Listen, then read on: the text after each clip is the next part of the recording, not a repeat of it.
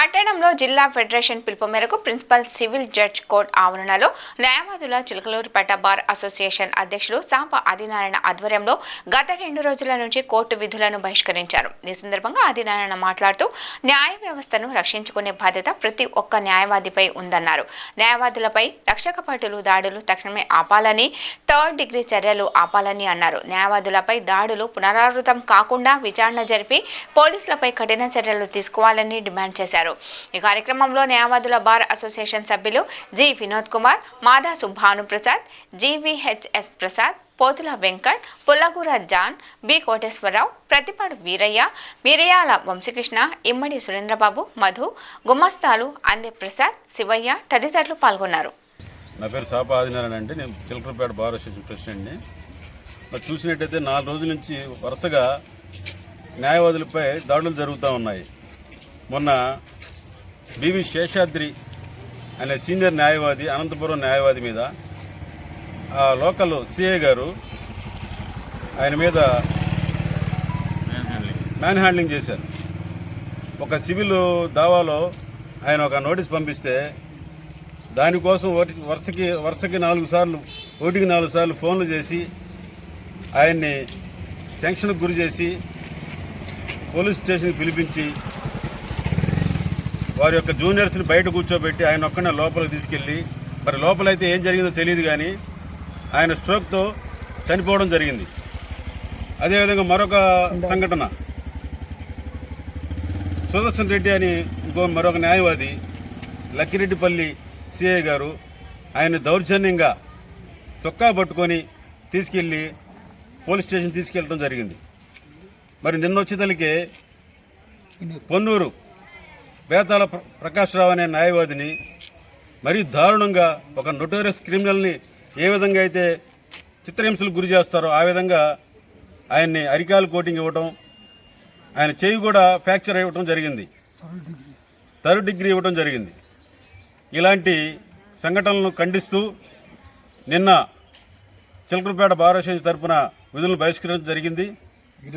ఈరోజు కూడా జిల్లా ఫెడరేషన్ వారి పిలుపు మేరకు ఈరోజు కూడా విధులను బహిష్కరించడం జరిగింది. ఇట్లాంటి దాడులు మళ్లీ పునరావృతం కాకుండా ఈ చర్యలకు పాల్పడిన పోలీసు వారి మీద విచారణ జరిపి తగిన చర్యలు తీసుకోవాలని చట్టపరంగా కోరుకుంటున్నాను.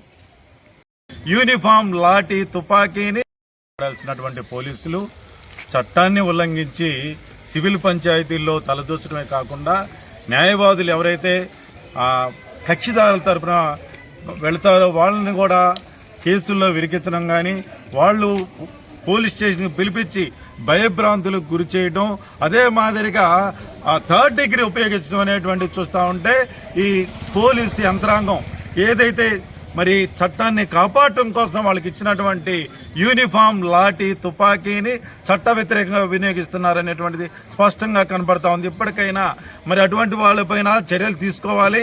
ఇప్పటికైనా అడ్వకేట్స్ ప్రొటెక్షన్ యాక్ట్ తీసుకురావాల్సిన అవసరం ఉన్నది. ఈ సమాజంలో అన్యాయం జరిగినటువంటి వాళ్ళు సహజంగా న్యాయవాదుల దగ్గరికి వెళ్ళడం పరిపాటి, న్యాయవాదులు పోలీస్ స్టేషన్ రాకుండా చేయాలి, భయభ్రాంతులు చేయాలి. మా అధికారం మా చేతుల్లో ఉండాలి, మేము చెప్పిందే జరగాలి అనేటువంటి విధానంతో చేసేటువంటి పోలీసుల మీద చట్టపరమైన చర్యలు తీసుకొని వాళ్ళని ప్రాసిక్యూట్ చేసి అవసరమైతే దోషం వాళ్ళలో కనుక మరి దోషం ఉన్నట్టయితే జైలుకి పంపించాలని చెప్పి న్యాయవాదులందరి తరపున డిమాండ్ చేస్తా ఉన్నాం. న్యాయం జరగని పక్షాన ఈ పోరాటం ఇంకా ఉధృతం చేసి కొనసాగిస్తామని చెప్పి తెలియజేసుకుంటా ఉన్నాం. చిలకలూరుపేట బార్ అసోసియేషన్ తరపున ముఖ్యంగా మేము ఈరోజు విధులు బహిష్కరణ చేయడం జరిగింది. ఇందులో భాగంగా మా యొక్క న్యాయవాదులపై పోలీసుల దమనకాండ గురించి తీవ్రమైనటువంటి చర్చ చేయడం జరిగింది.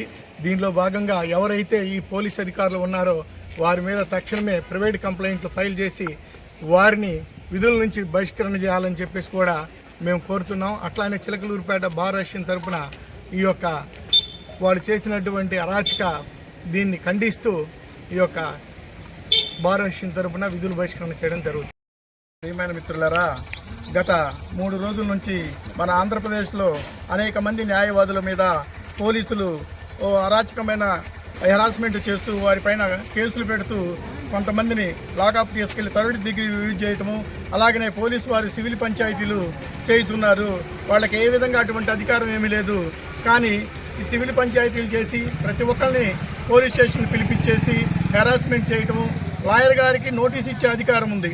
అటువంటి లాయర్ గారి మీద తప్పుడు రిపోర్ట్లు ఇచ్చి పోలీస్ స్టేషన్ పిలిపించేసి అతన్ని మానసికంగా శారీరకంగా బాధ పెట్టి అతన్ని ఏమి చేశారో కూడా తెలియదు. కానీ థర్డ్ డిగ్రీ యూజ్ చేశారని కొంతమంది చెబుతున్నారు. కొంతమంది పోలీసు వాళ్ళు పోస్ట్ మార్టంకి నిరాకరించకుండా, పోస్ట్ మార్టం చేయకుండా 2 రోజులు ఒక డెడ్ బాడీని ఆ విధంగా జనరల్ హాస్పిటల్లో పెట్టారు. అతనికి వాళ్ళ తోటి న్యాయవాదులందరూ ఈ ఈ ఈ చర్యని ప్రతిఘటిస్తూ న్యాయవాదులు ధర్నా చేశారు. అయినా కూడా 2 రోజులైనా కూడా బాడీకి పోస్ట్ మార్టం చేయకుండా అన్యాయంగా పోలీసు వారు బిహేవ్ చేస్తున్నారు. అలాగనే కొంతమంది న్యాయవాదుల మీద థర్డ్ డిగ్రీ యూజ్ చేయటము, మానసికంగా బాధించటము, సివిల్ కేసుల్లో వాళ్ళంతటా వాళ్ళే పరిష్కారాలు చేయటము, క్లయింట్లకు నోటీసులు ఇవ్వటము, ఇచ్చిన తర్వాత ప్లేటర్ కానీ పోలీస్ స్టేషన్కి రానియకుండా మాట్లాడకుండా వాళ్ళని కొట్టించి వాళ్ళ ద్వారా సివిల్ పంచాయతీలు చేయటము, అందులో డబ్బులు వసూలు చేస్తున్నారు. ఇది ఏమాత్రమైన న్యాయమైన చర్య కాదు. ఒక సివిల్ డిస్ప్యూట్లో పోలీసులు పరిష్కారం చేసే అధికారం వాళ్ళకి లేదు. ఏమన్నా ఉంటే డిస్ప్యూట్ ఉంటే వాళ్ళు కోర్టులో చూసుకోవాలి. అంతేగాని ఇలాగ సివిల్ డిస్ప్యూట్లు చేసి ఎంతోమంది న్యాయవాదులను హెరాస్మెంట్ చేస్తున్న ఈ పోలీసులకు ఇది తగిన చర్య కాదని ఇందుకు న్యాయ ప్రొటెక్షన్ కల్పించుటూ న్యాయవాద చట్టాన్ని తీసుకురావాల్సిందిగా మేము కోరుతున్నాం. ఈ రోజున న్యాయవాదులందరూ రాష్ట్ర వ్యాప్తంగా విధులను బహిష్కరించి పోలీసులు న్యాయవాదులపైన అక్రమ చర్యలను ఖండిస్తూ విధులు గైర్హాజరడం జరిగింది. దీని ముఖ్య విశేషం ఏంటంటే పోలీస్ స్టేషన్లో సివిల్ పంచాయతీలు, ఇంకా సివిల్ కోర్టులతో పని లేకుండా వాళ్ళే జడ్జిమెంట్ చేయటం, వాళ్ళే తీర్పులు చేయటం, వాళ్ళే అన్ని పాత్రలు కూడా వాళ్ళే పోషిస్తున్నారు. ఇంకా ముందు ఈ కోర్టుల ఆవశ్యకత అనేది ఇక ఉండదేమో అనే భయభ్రాంతులకు గురవుతూ ఈ న్యాయ వ్యవస్థను రక్షించుకోవడానికి న్యాయవాదుల మీద చర్యలను తీవ్రమైన చర్యలను ఖండిస్తూ ఈ రోజున విధులకు గైర్హాజరవడం. కాబట్టి ఇకనైనా ఈ ఉధృతిని గమనించి న్యాయ కోవిధులు, న్యాయవాదులు మరియు పోలీసు వారు వీళ్ళందరూ కూడా ఈ యొక్క విషయాన్ని గమనించి ముందుకు పోకుండా దీన్ని కట్టడి చేయాలని చెప్పి న్యాయవాదులపై చర్యలను పోలీసు వారి నుంచి కాపాడాలని చెప్పి ఈ చర్యలను ఖండిస్తూ న్యాయవాదుల ఐక్యత కోసం ఈ రోజున పోరాటం చేయడం జరుగుతుంది.